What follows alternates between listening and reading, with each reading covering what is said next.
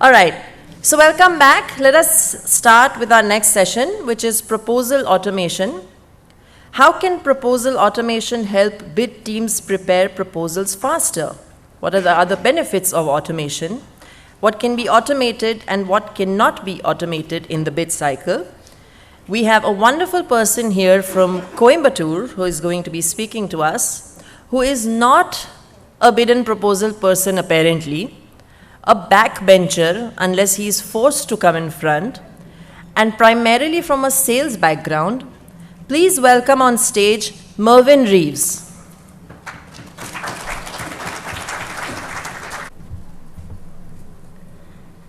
Hey all, thank you so much. Nikki, that was a great introduction. I am here to talk about automation, and looks like automation is not a new word in this current generation. So I am also very new to Mumbai. I have never traveled to Mumbai, and I've been to Goa, but never been to Mumbai. And unfortunately, I'm only staying here for a day. I don't have some time to hang around here, but Mumbai has welcomed me a lot here, and it's been a great honor meeting everyone and every one person here. And this is the first time I'm also addressing a huge experienced crowd. Put together, I would say like around 800 to 1,000 combined years experience. And I can see here, put my experience, it's only 14 years, and it's all about sales and marketing here. But I still respond to RFPs. I still respond to security questionnaires, RFPs at least 3 to 4 a week. So now I'm here to share about how automation could really help in preparing your RFPs better. So, So technology. So technology, as we know, it's a great hype, right? And automations has been here for almost centuries, decades. Discipline starts with automation. So say for example, like a factory assembly setup. You have a process in place. You have automation. So it has been evolving all around, like in centuries. But why not for proposals? So that is where we are here. So before 10 years, when we talk about automation, it's more about technology. Okay, what technology could bring for automating my proposal writing, my first level draft? How could that efficiently save time? How could my reviewer spend less time on reviewing my content? So that was more about the technology. But here, when we are talking about technology today, we're talking about AI, artificial intelligence, and I'm once again not a background of the AI. I'm pretty happy to sit with the panel and understand the panels today on the discussions, what they're going to have on the AI and ML. But I'm here to talk about how automation could really help proposal writing better. That being said, you are not going to eliminate any of your human element, in responding to RFPs. Say, for example, we are going to break it down on how a proposal is submitted. So how do we win proposals? It's more about the how presentable it is, how solution enriched it is, how well you compete, with your competitors, be it the pricing, be it your market analysis. So that's kind of the core of, responding to RFPs, and which could really eventually, win, RFPs. But the other tasks, which involves in task management, or be it collaboration, or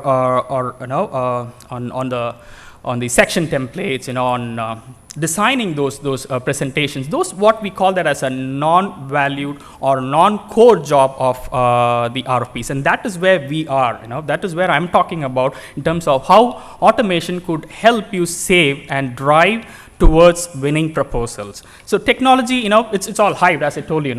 Automation has been evolved for centuries.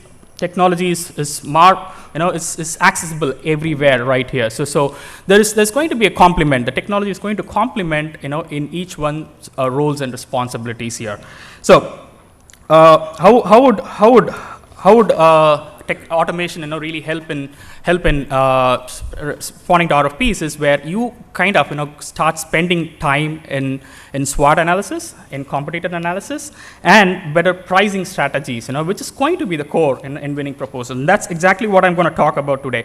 And I think I've heard some. I've heard those notes, from Mr. Srinivas, on the contributors. That was a great, insight for me as well, to present it here. So contributors, why not a machine can be your contributor as well, So automation can be a contributor. So wherein machines, they do their job, without any passions. So right, so let them do their job, So it's like, you're bringing the artificial intelligence out of the system. That's exactly where I am here.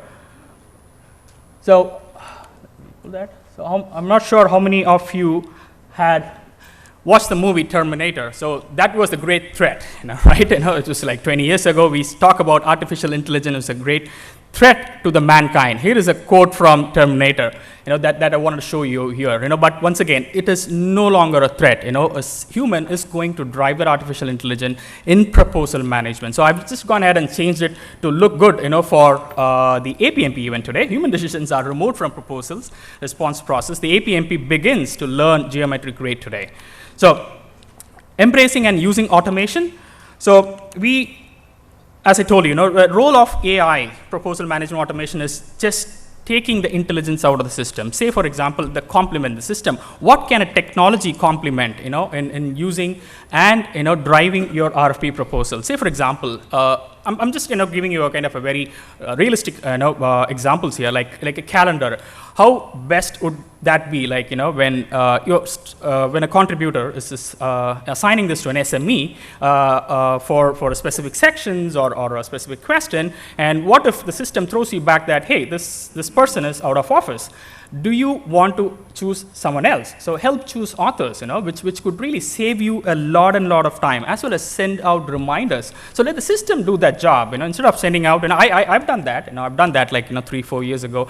I used to go to each one's desk or send out reminders, to make sure, hey, have we done? Because that's their non-core job, for all the SMEs. But for a sales guy, for the proposal guys, that's kind of the strategic. That's what is going to win business for that.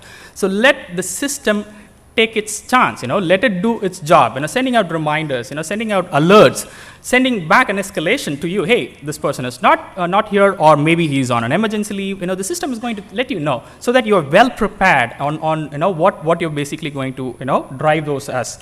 The second example is document shredding. So we all understand. So I've done that. I think last week I had one of an RFP coming in from Netherlands, for a huge transportation company, and it looked like close to 150 pages. So I don't have a big team, I don't have a pre-sales team. I had to run through that, if I was doing that, 4 years ago. But, what if a system can help you shred that document down, right? Where are your sections, where are your subsections, where are your questions, and make it into a manageable sections, for you and your team to start working on. We also are talking about natural language processing. Once again, I'm not a technical guy. Don't ask me questions, but, it could really read through the context. I've heard about it, but I've not seen that. But it could read those, context of those entire proposal and break it down. Say, like, for the clarification submission, when are you going to do that? So the system, helps pull that particular word from a PDF or a Word document and help you break it down into task management. So those tasks can be automated as well. So I'm talking about the task, the collaboration, which could really save a lot of time, for the strategic team to start, driving towards RFP. Another example is the pattern, So once again, system helping you, giving you a pattern. So say like, how many government RFPs have you won? Today there is, say, like a government RFP coming in. How many of you currently track? Yeah, we do track, but is there someone? Is it all coming through on a kickoff meeting where we understand and plan for the resources, and where we understand, okay, this is okay. We did government RFP maybe 6 months ago. We unfortunately lost, or we fortunately won. And what was the team involved in that? So where leave it to the system. Where the system helps you in pulling those reports out, basically understanding once you create a project, the system should kind of, tell you that, hey, you already, worked on on government RFPs, say for example XY vertical, and this is your win ratio. This is your best team who has contributed towards this winning proposals. Which really helps in once again assign those to the right person and drive those RFPs too. So that involves in the content pattern as well, right? So especially on how well a system can recommend you the responses. So where did I use my last responses? Once again, going back 4 years ago, I used to search Outlook, going back to the sent item, I searched my folders, where did I, respond to this question, or I check with someone, hey, I did some, we did respond to some RFP, but where did we go? So, but what if a system recommends, using its automation, the system recommends the best responses, what you used, for the same vertical or same, trend, analysis that you want. So that's going to be the winning proposal. So that is where, the system automation towards system, is going to drive you on preparing a well-scripted RFPs, for the submission. So, not being said, I am going to keep this very short, and I'm not going to take the entire 30 minutes out here, and I tried hard to keep this floaters on, just so, I take a much more longer time, to spend this entire 30 minutes, but, human elements is hard to replicate, just like a computer animated movie. So anytime in an animation movie, there's going to be a digitized picture. But once again, remember, there is a human behind on the character and on the main characters who's running those businesses. So that is exactly what I am here to kind of represent that. Yes, there's going to be an automation here, but humans are the drivers, for those automation. Right? Be it artificial intelligence, be it machine learning, be it NLP, but a human is going to drive that. The strategic team is going to drive that. The SWOT analysis team is going to drive that. The bid practitioners is going to drive that. So I'm going to break it down. This is exactly what I was talking about, on my start. So value-added tasks, correct me if I'm wrong, I'm once again, with 800, combined years experience out here, but value-added task, content and styling, solution and risk is what, we will be preparing, ourselves for winning proposals. Let the system, start taking care of the non-value added task. Once again, these are important. These are very, very important in winning those RFPs. But I'm going to break it down. Just so we know where we are automating and where we are not. Where we couldn't. Where we will not in the future. So organize and planning. Let the system do that. Collaboration, gathering insights. Let the system do that. Tracking. Let the system do that. So that's kind of what I wanted to have it today. But just like, for example, everyone here, we have, we get emails, right? So when we are out on a vacation, we are swamped by emails. What if we don't have a spam filter? And I wouldn't have been in this event, if I don't have a spam filter, right? I would have been reading emails, which is 10 days ago, So that's where AI came in, right? It has a spam folders, it has junk folders where you kind of automate those spams, get into a particular folder and focus on your core. So your inbox is your core. That is exactly what you wanted on a daily basis to get on, not struggling with your spams, not really reading through those spams. Even before it comes to the spam folder, it gets into the server logs, where it can even quarantine. Once again, I'm not too sure about how the server works, but that's kind of a realistic process that I wanted to bring it out here. So as I told you, I wanted to keep it very short here on this automation. I hope this was a value added for everyone here. So I'm going to end in the note with the same Terminator as well.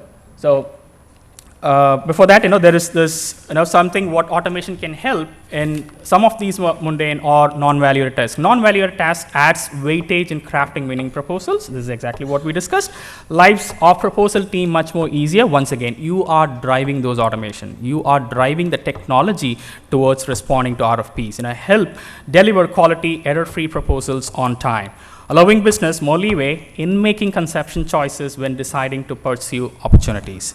Right, so that's pretty much it. Ending with a quote from the film Terminator. I'll be back, but yeah, not once again with a technology-related topic, but I'll be happy to address any questions. If there is no technical questions.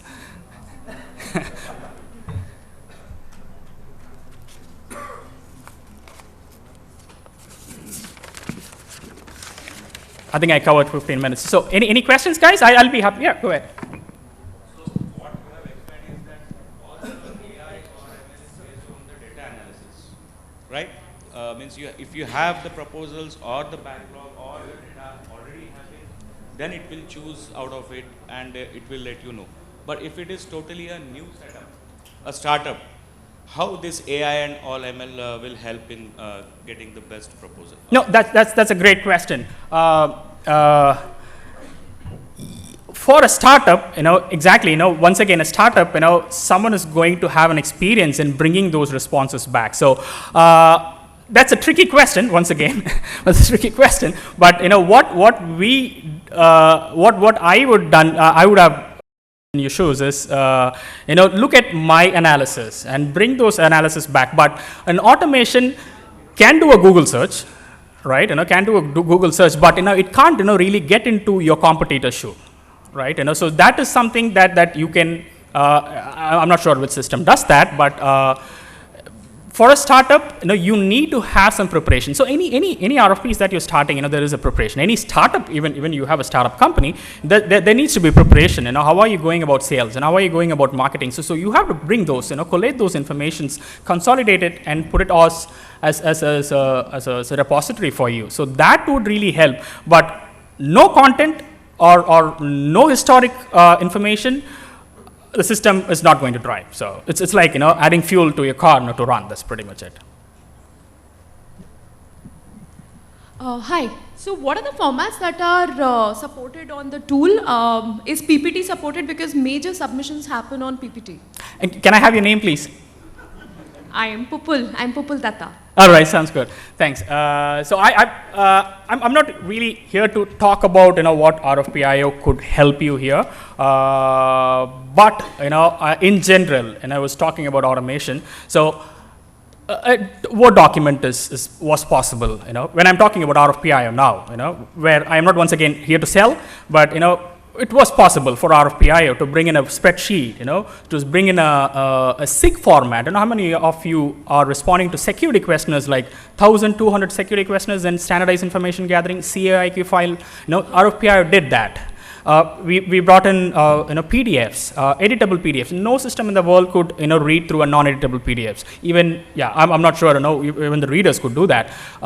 So PPT is kind of your question is more related to my sales challenges, what we are facing, or my roadmap. So to answer your question, yes, PPT is something that we've been we've been doing great analysis in terms of the market. So we have split those market. In terms of talking about India or Europe, so we had a lot of opportunities with PPT, especially on drafting PPTs or importing the PPTs, getting that as a PPT spread, output. Yes, those are what we found as a technical challenge. We can't replace Microsoft PPT, but we are trying to do our level best, in terms of how we could really help you in terms of matching those requirements into. But it is I'm once again I would leave this to my technical founders to set their roadmaps, but I don't really now feel that as a challenge, because we are already halfway through, so we should be having the PPT pretty soon. I'm talking about RFPI as a product. Yeah, please. Hi Merwyn, I have a question. I'm here. Oh, okay. Sorry. I'm Raghav from Shipley. Yeah. When you're saying automation through getting the data from the already existing database, or getting the analysis from it. So I had an experience in my past experience or organization that the automation software which was created has learned the language of analyzing the data, and it created the same output for all the new inputs. Right. Right. So will my output always remains the same? How will that differ? Great question. Yes. Thank you so much. So we are when I'm talking about content storage or content management, we are going to reuse those contents, right? So anywhere, say for example, you might have a client name, and I mentioned a solution name, which you are on a different RFP, you're promoting for a different solution or a different product or different clients, There are few times where you simply get those contents what the system recommends. You apply that or copy it or override it, or you can still do an edit. Right? So or to talk about a classic example, like if you're responding to a different solution or a product, but the content is going to be the same. RFPIO, once again, I'm telling here, there's something called merge tag. So, you can use those merge tags, say like a client name, a product name. So those are master merge tags, which could help those contents stay as it is, and anytime your users are going to respond to that, or uses those responses, the merge tag value changes when you have the final output. Does it answer your question? Yeah, thank you. Hi, Merwyn. Yeah, please. Good afternoon. This is Ravi. I'm from First Source. I have 3 questions for you. At what stage does RFPIO kicks into bid management? Right from the qualification stage, or just like a queue management that you spoke about right from kickoff discussions? All right. So, do you want me to read all the 3 questions, or go one after? No, maybe you can sit down. I'll maybe respond one by one. That's a good question. Yes. So we call ourselves as response management platform, which helps the responders increase their efficiency of creating RFP process. So it starts right from the scratch, right from sales guys, receiving an RFP. They circulate or they choose a person to respond to, say like a bid manager or a proposal manager or a pre-sales director. So right from there you start the qualification. Sometimes the sales guys, they do the qualification and they send that back, or let the proposal team qualify that. That's going to add value once again. So yes, RFPIO has an option where we have something called intake, where you qualify. It's like a qualification or pre-qualification of any bids. So you have set of criteria to follow. Say like, is this under our buckets? Is this something that we could respond on, say like a given time frame? Do we have the bandwidth, to do this? So there are some criteria that you can mention. Yes, no, you have put all the checklist and accept it for the proposal team to start working on, do the kickoff call, or just discard it. That gets back to the sales team stating, no, we will unfortunately will not be able to respond to this RFP. Good. Thanks for the first question. Yeah. The second one is, does it support decision-making process, like a review process? Absolutely, yes. That's a great question. Yeah, decisions here for the reviewers are getting easier and easier. So they no longer have to worry about is there any typos or is the contents not the right content. So the reviewers have an option where this contents comes from, right? They know where this contents come from. The decisions makings are getting I'm talking about a specific content related decisions, like how the reviewers or the approvers of the particular section or a project looks like. So decision making is reduced, and those are what we emphasize in RFPIO as it increased the efficiency of creating this RFP process. So the efficiency is created, increased, when you have the decisions, taken, are reduced, typically. But yes, to answer your question, yes, it does reduce a lot of decision making. Okay, I presume it also supports all bid reviews, like the pricing reviews, solution reviews, and all those discussions. What was about the pricing review? Can you be more specific? In the bid, towards the end, much before you could submit a proposal, you need to have a commercial approvals from the stakeholders. Oh yeah. So say like tasks, right? So you create internal milestones, and even before you start an RFP, I do that, still. We set up a task, a kickoff meeting, clarification submission, checklist, network planning, commercial discussions, approval standpoint, bandwidth, resource planning. Yes, those are something what we call as a task management, where you can keep checking those, there are checkpoints. So you can create any number of milestones, and you have checkpoints. Only those checkpoints are clicked, the task gets completed, and you have owners to assign to say like a start date, end date, and you have a specific owner to work on that. Good. The last one is how quickly you can deploy this tool to a new service provider. That's a great question. As I sell, I typically call this as 2 to 3 weeks onboarding process. But if I have to look back the CSM, they would fall a little back, on 4 weeks. But, any users, I'm right here, in this booth, you can come down, you can start using it 5 minutes, you're going to be an expert. That's how a super intuitive the system is, a user-friendly application. I have onboarded customers in a day. I've not onboarded a customer, maybe not from India, but from different countries. But a typical onboarding process is what I call or I sell is 2 to 3 weeks, but we have the process of 3 to 4 weeks, but a maximum of 4 weeks. Any other questions? Okay.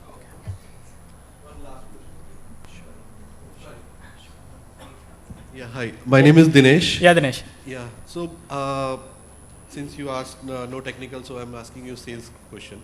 Okay. So, I presume it's a license-based tool, right? License-based, yes. Yeah. So how this works? So how can I buy a license? So is it people-based, like person-based, or is it like what is the criteria? Right. So we are a SaaS product, and I'm watching Nikki, to get this over. We are a SaaS product, just like any SaaS cloud-based application, it's a subscription-based. So the licensing is based on the number of concurrent projects, the active projects your team is working at any given point of time with unlimited users. So you don't commercially have to worry about people being added. You're using RFPIO for the next 6 months, you're going to increase your team. You're going to increase your proposal team. You're not going to reduce your proposal team. You're going to increase your proposal team. You're going to increase your sales team. You're going to increase your pre-sales team. So that's truly a revenue generator. So to answer your question, it's based on the number of concurrent projects. Thank you. Yeah, thanks. Yeah, I'm done. Thank you.